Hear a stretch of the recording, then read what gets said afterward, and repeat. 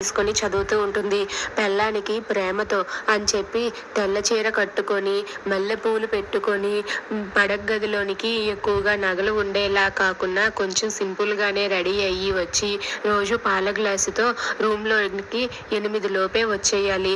ఇది రోజు ఇవాల్టి నుండి ఇవన్నీ అమలు చెయ్యాలి అని చెప్పి అక్కడ ఉన్న విరాట్ అయితే అవన్నీ కూడా పేపర్ మీద రాసి చంద్రకి ఇస్తాడు. దాంతో చంద్ర అయితే అది చూసి ఒక్కసారిగా ఏంటి బావా ఇది ఇలా రాసావేంటి అని చెప్పి అంటుంది. దాంతో విరాట్ అయితే ఇది మ్యాటర్, నువ్వు ఇవాల్టి నుండి ఇలానే ఇక్కడ ఉండాలి సరేనా, 8 అయ్యేసరికి అందులో ఉన్న లిస్టు ప్రకారం అలానే రెడీ అయ్యి రావాలి సరేనా, ఈ రోజు ఎలాగైనా సరే మన ఇద్దరికి కార్యం జరగాల్సిందే అని చెప్పి విరాట్ అంటాడు. ఆ మాటతో చంద్ర అయితే ఒక్కసారిగా నవ్వుకుంటుంది.